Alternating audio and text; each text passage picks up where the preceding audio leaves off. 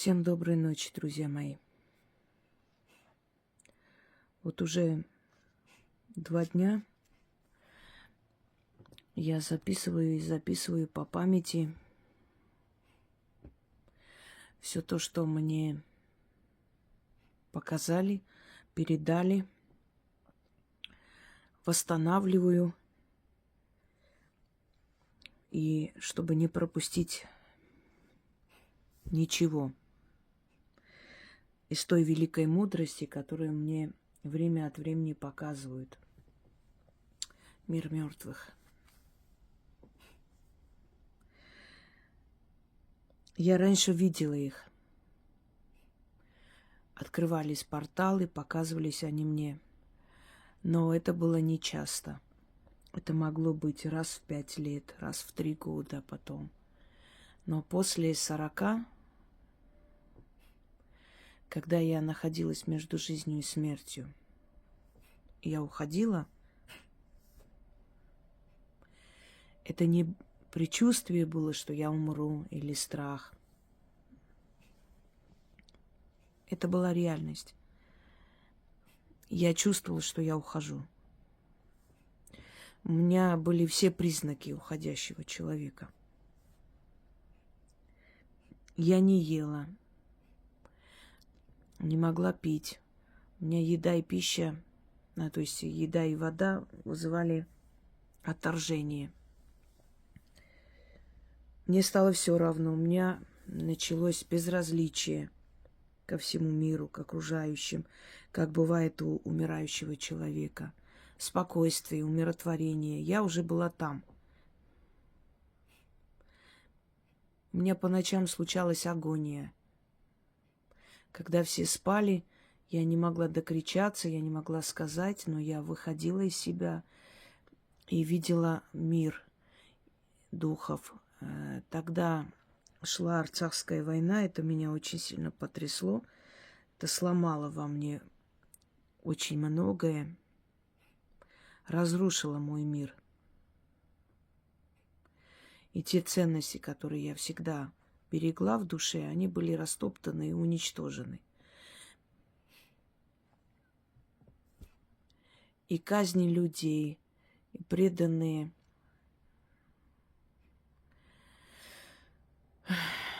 мужчины, женщины, которые своей жизнью отстояли, и 35 лет с лишним пролитой крови, которая была отдана для удержания этой земли, она была уничтожена, растопчена, и у меня было такое потрясение, что оно перешло в физическое состояние.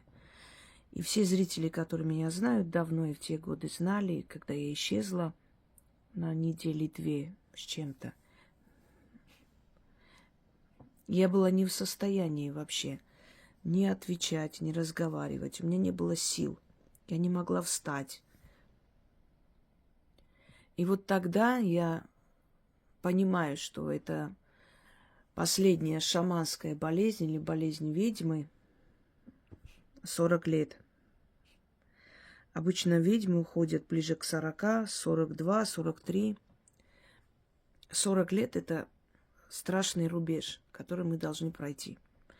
Если мы не пройдем, значит, нас забирают. Если нам еще нужно здесь остаться, то за нас борются силы и оставляют здесь на земле. Но то, что проходит человек за это время, это такой ад, это такое пекло, это душевное страдание. Я думала, что я кричу: оставьте меня, отпустите меня, я не хочу это видеть. Я видела очень страшные, жуткие миры, мне показали. И показали мне спокойные места, красивые райские сады. То есть их задача была показать мне, что миров там много. Это было откровение, понимаете? Это не объяснить словами. Вот то, что там есть, здесь этого нет. И как бы я ни пыталась приблизительно вам объяснить, что там, вы до конца все равно не поймете. Но открываются порталы, и ты видишь тот мир. С того времени я стала более спокойно относиться ко всякой грызне, ко всяким, всяким шавкам, лающим на меня. Я просто поняла, насколько меня берегут и насколько моя связь с этими силами сильна, что отвлекаться на эту ерунду, это просто, ни о чем. Материальное отошло на второй план. И самое интересное, как только оно отошло на второй план, его стало больше. Потому что я перестала переживать за это, я перестала думать об этом. Каждый нормальный человек, живой человек думает об этом, потому что семья, питомцы, все это на тебе, это все ответственность. Я поняла, что мне всегда будут давать и столько, сколько мне нужно. Ни больше, ни меньше.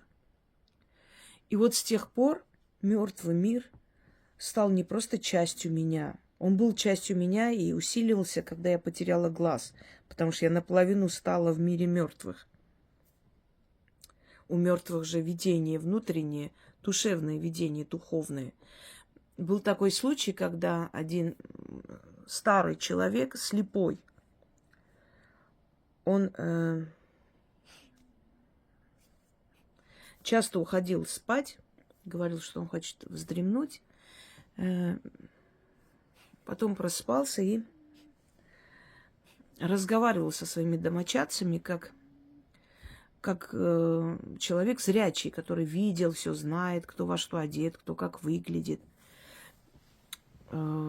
который видел свой дом, что там красили, что там, значит, чинили. И все были в недоумении. Человек слепой, не может это все видеть. И он говорит, я слепой, пока я в своем теле. Когда я выхожу из себя, я все вижу. И они поняли, что он, уходя, говоря о том, что идет спать, он выходил из своего тела. Видимо, ему либо это было дано, это старая история, либо, может быть, он знал какую-то технику, что нам недосягаем. Он выходил и все видел. Это его тело было слепое. Но душа же видела все. И вот когда я людям говорю, что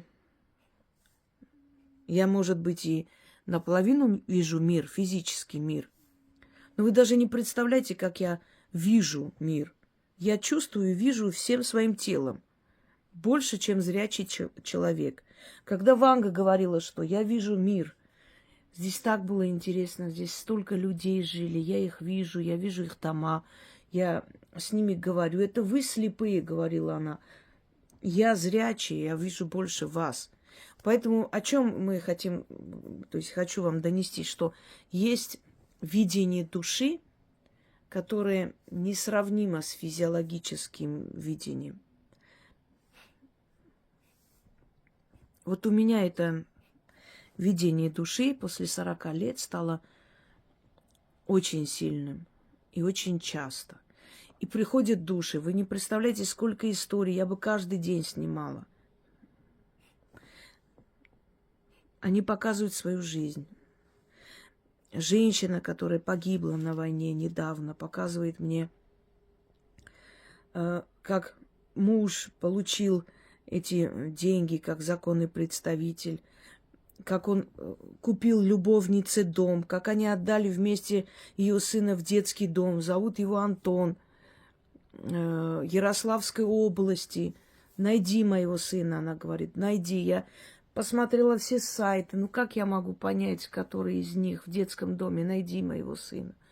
Это очень тяжело. Это все переносить, проносить через себя. Это же судьбы людей. И люди там, человеческие души, когда уходят, они не меняются. У них такой же гнев, радость. Они же не становятся святые или грешные. Они какие были, такие остаются. Их сущность не меняется. Они выходят, просто без тела обитают. То есть все эмоции человеческие, гнев, ярость, радость, когда они видят своих детей, что у них все хорошо, они радуются, когда они видят, что их предали, не подождав пока пройдет трагедия, и уже сошлись с кем-то, они гневаются. Раньше нельзя было. Почему нельзя было жениться хотя бы года 3? Потому что энергия скорби существует, которая должна уходить в пространство. Раньше этого времени создать семью, это значит эту энергию скорби привязать к новой семье, и счастья там не будет. И вот это все взаимосвязано. Я стала как некий склеп, через который проходят эти души в наш мир. Мост. Мост не очень правильно, склеп. Через меня проходит. Там встречаются живое и мертвое, понимаете? Я стала другой. И многие это заметили, что я стала совершенно другой. Это отражается на моих словах, мыслях, на моем творчестве. Я и раньше видела тот мир, но раньше настолько глубоко мне это не показывали, как начали недавно. Но это не сказать, что недавно, это уже больше 5 лет, но в любом случае. И настолько часто они приходят, это нужно перестроить свою энергию под них. Я хочу вам сказать, что, видимо, связанное с тем, что происходит вокруг нас, великие воеводы земли русской, не просто князья, воеводы, воины, те, которые не просто руководили и правили, имея на голове корону и власть, а кто бился за свою землю. Не все князья бились за свою землю. Многие бились только за свой карман. И вот 2 дня назад, ночью, я почувствовала, что возле кровати кто-то стоит. Причем я сплю с этой штучкой, попросила Яну купить, потому что мне так удобнее, она как-то убаюкивает, знаете, как сказать, настраивает на сон. Эту маску для глаз. Но оно настолько было, то есть свет был настолько яркий, что сквозь эту маску просто просачивался. И я просто, не поняв, открыла, значит, вынула, убрала эту маску и увидела перед собой, я увидела в физическом плане перед собой женщину. Она была в очень сверкающих одеждах, я даже не знаю, такой мягкий бежевый свет шел. Это была женщина, красивая женщина, невероятно красивая, русыми волосами, тонкие черты. И она говорит: вставай, пойдем со мной. И вот, не дождавшись ответа, она повернулась и начала плыть. Не идти, а плыть. Просто прошла в стену. И пока она проходила в стену, я поняла, то есть я почувствовала, что я физически отключилась, ушла, уснула. Или что там, ну, в общем, тело осталось. Но я встала и пошла за ней. И пошел мой разум. Не ножками топать. Это тоже не объяснить. Я иду, я понимаю, что я есть. Но я не могу видеть ни руки свои, ни ноги. Я иду за ней. И мы вот пошли. Я увидела яркий день. Вот мы так вышли к полю. Огромное поле зеленое. Есть маленькая такая поляна. Там деревья очень такие, как бы сказать, богатые листвой деревья. Зелень кругом. Но по некоторым деревьям видно, что уже осень. Потому что слегка желтоватые, но не сильно. То есть ощущение такого яркого лета, но вот переход в осень.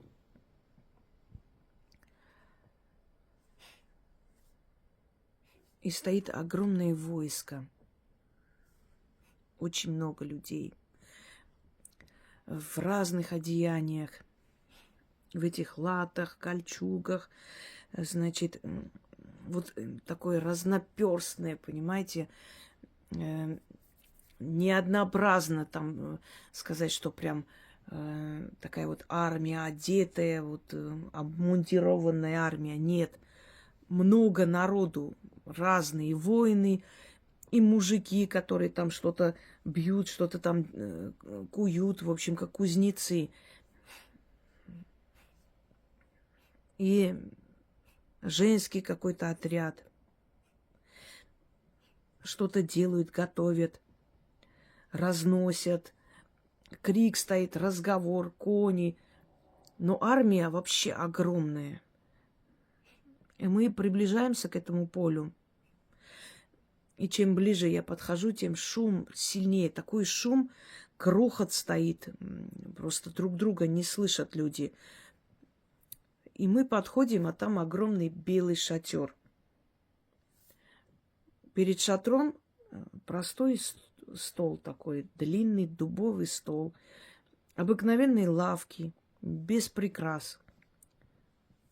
Стоит какое-то угощение, соленье, квас, что-то вот так вот стоит.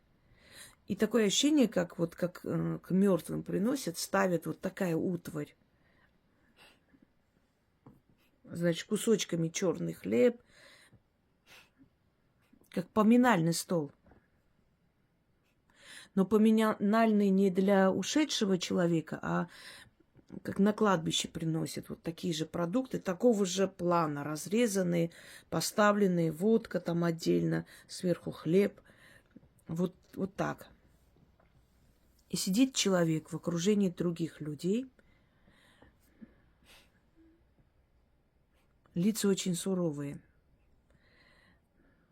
в шрамах. У кого-то кисть руки отсутствует, обмотанный. Сидит человек, неправильно сказала. Вокруг стоят люди. Человек совершенно невысокого роста, вопреки всем описаниям его. Невысокого роста, коренастый, роста невысокого, может 1,60 м. Но плечистый, коренастый. Жесткий, жестокий взгляд. Не скажу, что добрый какой-то. Черты лица благородные, красивые. Как будто начерченные, вот прям резкие, но красивые. Видно, что человек, то есть прошедший многое, посидевший раньше времени, потому что он молод, но седина.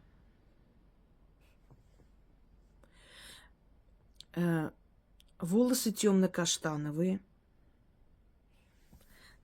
но белая кожа и огромные такие зеленоватые глаза, блестящие. Вот на лице вот это было более всего видно, вот эти блестящие глаза и острые в разные стороны брови, как начерченные в разные стороны. Борода средняя, полуседая, и голова полуседая. И он стоит и держит меч. Меч наполовину, можно сказать, в земле. Он опирается на этот меч, держит за рукоять и смотрит на меня.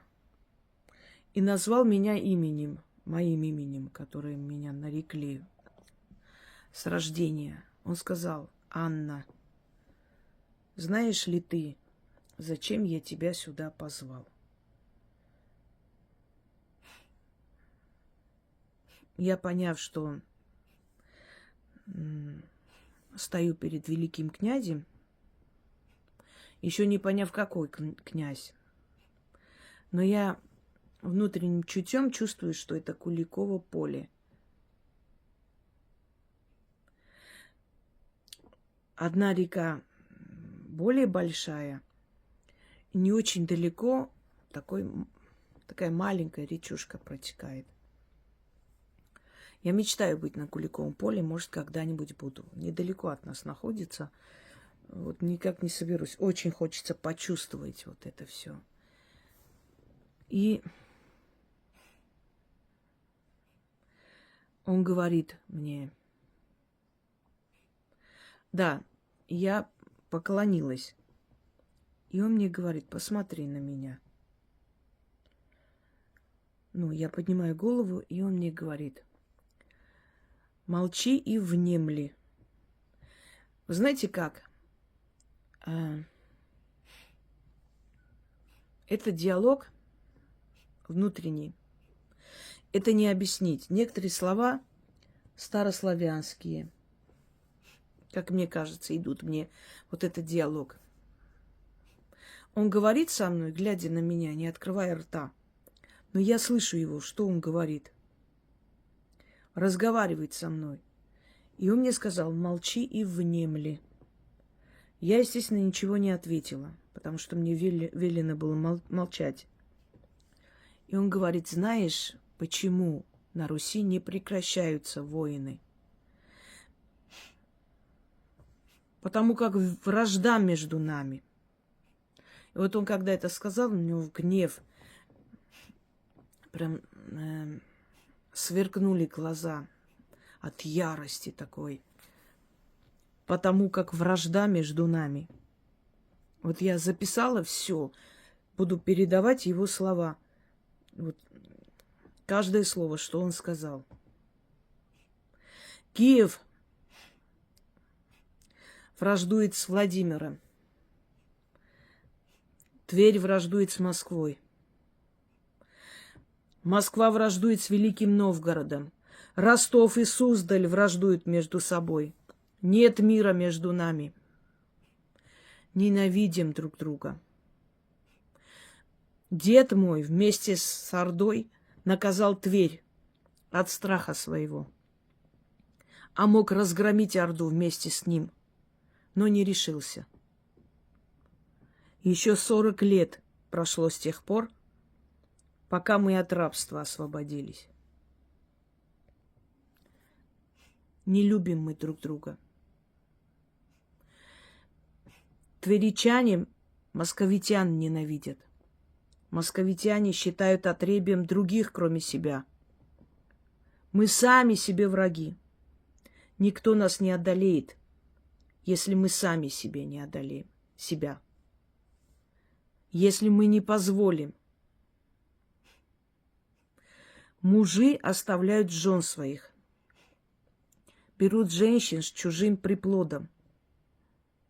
И ради красоты их, и за тело, и ради похоти забывают о своих сынах. Пока одни гибнут, другие пируют. Срамота сие. Мы отдали жизни свои во имя Отечества. Мы добровольно клали головы на плаху во имя мира на земле нашей. Собирали земли для потомков. Чего мы просим у вас? Только верности. Да не нам верности, а Отечеству. Потом он наклонился, взял землю рукой, поцеловал и, показав мне, сказал: «Сия земля пропитана нашей кровью, Аннушка. И раз уж тебе дано видеть нас, то передай сынам моим, чтобы не смели любить злато больше, чем Отечество свое. Мы все видим».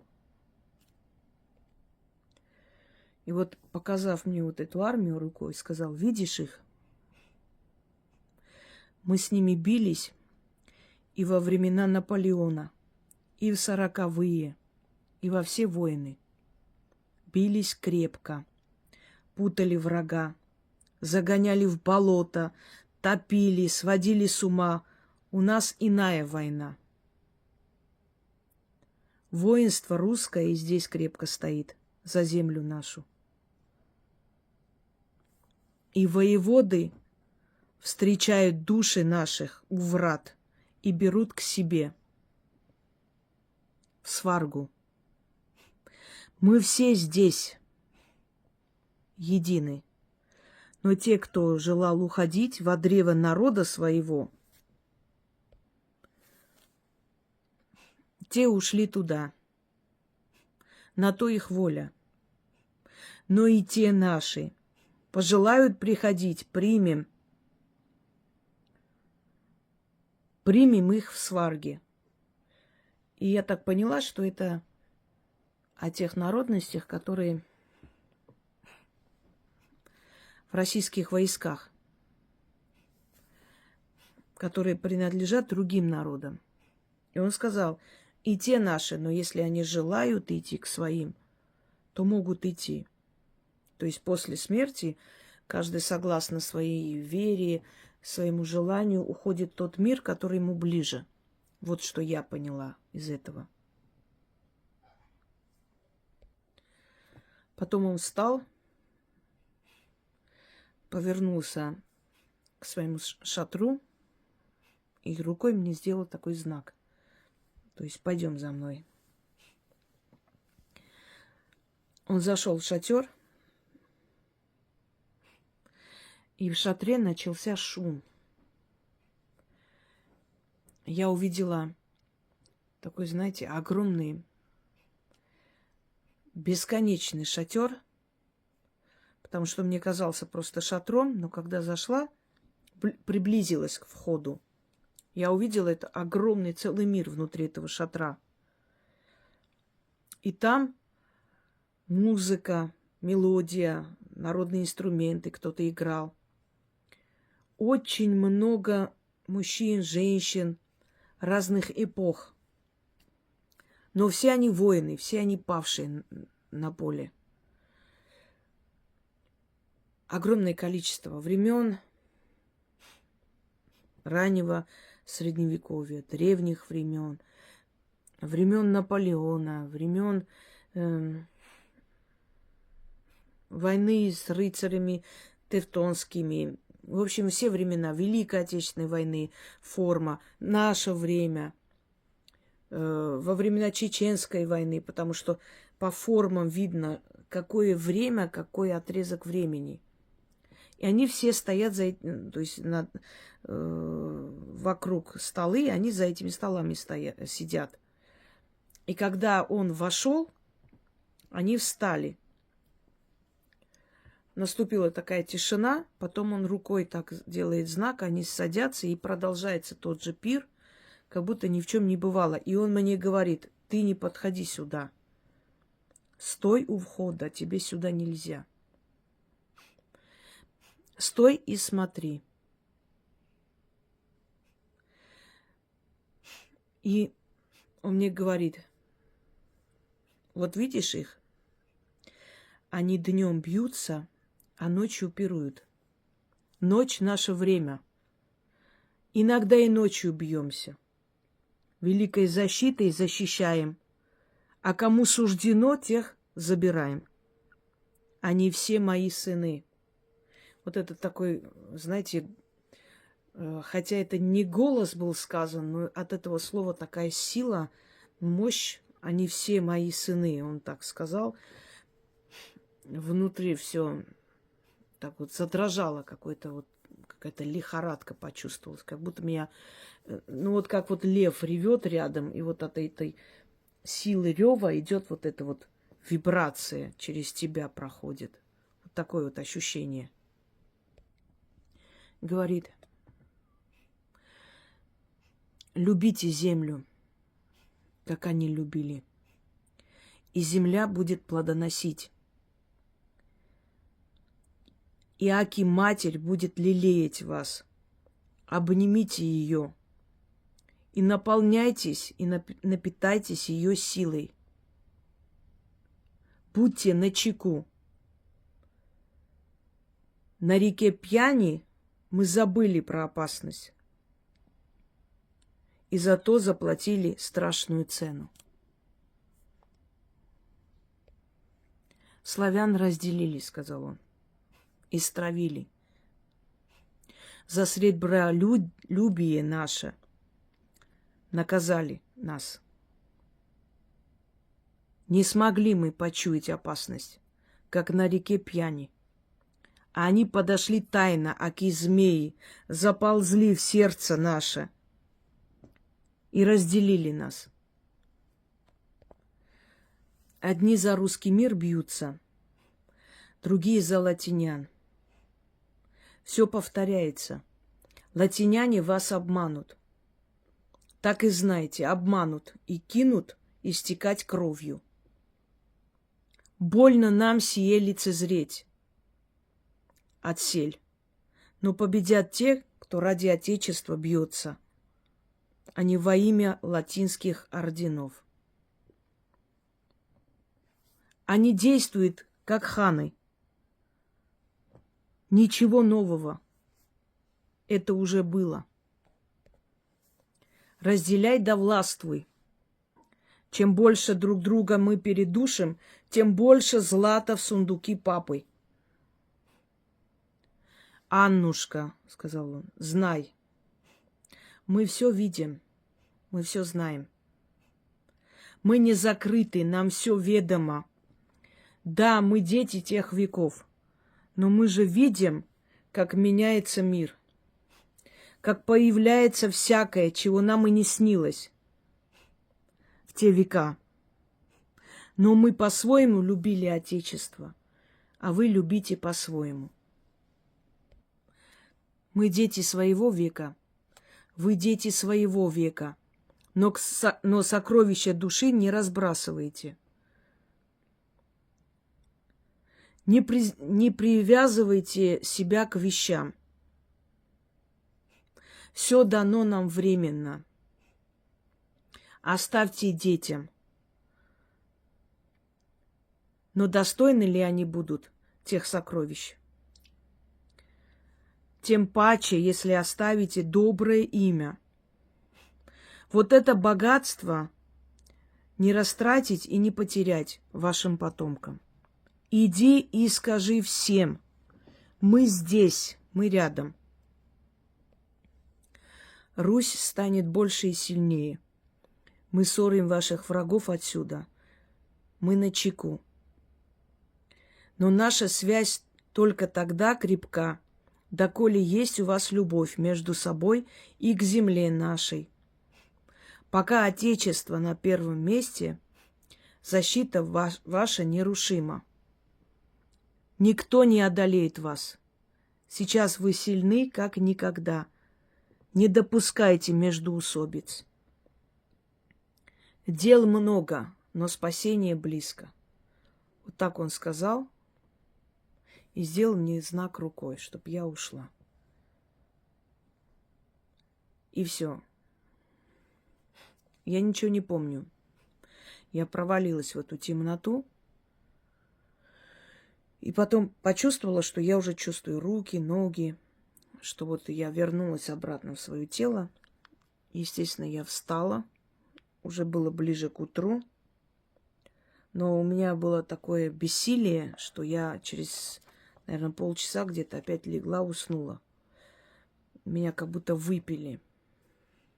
Общение с мертвыми очень непростое дело. И я воспринимаю их как реальную силу, как живую силу. Просто это жизнь другой формы. Поэтому я больше общаюсь с ними душой, видением внутренним. Поскольку могила и прочее, это всего лишь места обитания кладбищенских духов. Там энергия кладбища, оно убийственное, да, может и помочь, и убить. Ну и иногда души по каким-то великим праздникам и прочее открываются порталы, там могут появиться они. Основная сила общения с душой, с ушедшими, конечно, внутри человека. Если человеку дано, у него связь сильная, может общаться с ними в любой точке мира, что, собственно, у меня и происходит. Друзья мои, вот просто записала и прочла, чтобы не пропустить ничего. Я думаю, что я все передала. Может, какие-то пару слов не очень так или забыла. Ну, основная информация, 99%, мной передана. Я не имею права этого не делать, потому что если они ко мне приходят, ну, я должна и обязана выполнить то, что они сказали. Сами понимаете, что это чревато, если я не выполню. Почему он захотел эти наставления дать, это уже и он знает. Что в этом наставлении его пророческое, тоже вам понять. Но я считаю, что его слова не просто мудрые, там есть какой-то ключ, который, ну, каждый для себя поймет. Что он хотел сказать? Я не буду расшифровывать. Я для себя поняла, что он хотел сказать. Вот поэтому знайте, что они есть, они нас видят. И не просто так во снах приходят павшие наши герои и говорят своим родным, что я вернулся с битвы, мне надо еще раз туда пойти, я воюю вместе со всеми. Это правда. Это правда, но самое главное – это наша память и наша связь с ними. Пока эта память и связь существует, мы можем надеяться на их помощь оттуда. Никогда не отрекаться. Мы – цепь поколений. До нас было, после нас будет. И вот так вот дальше продолжится. Невзирая на мою национальную принадлежность, я считаю себя частью этого этноса. Почему? Потому что мой сын русский. Значит, через меня продолжение славянского гена дальше пошло. И, значит, и я имею отношение ко всему этому. Я уже не говорю о том, что кто любит Россию, тот имеет полное право называть ее своим домом. Любит. Не просто живет, пользуется, любит Россию. Считает ее частью себя и себя частью ее. Участвует во всем. И переносит с ней трудные времена, и хорошие времена. Уже автоматически, можно сказать так, грубо говоря, становится частью этой огромной земли. Кроме всего прочего, мы не забываем, что эта страна состоит из разных этносов, разных энергий, разные силы покровительствуют ей. Поэтому она нерушима. Я выполнила свою функцию. Мне было велено, я передала. Послушайте, прислушайтесь к нему. Я думаю, очень многое осознаете. Желаю вам всем и нам, в том числе, мирного неба, удачи и мудрости.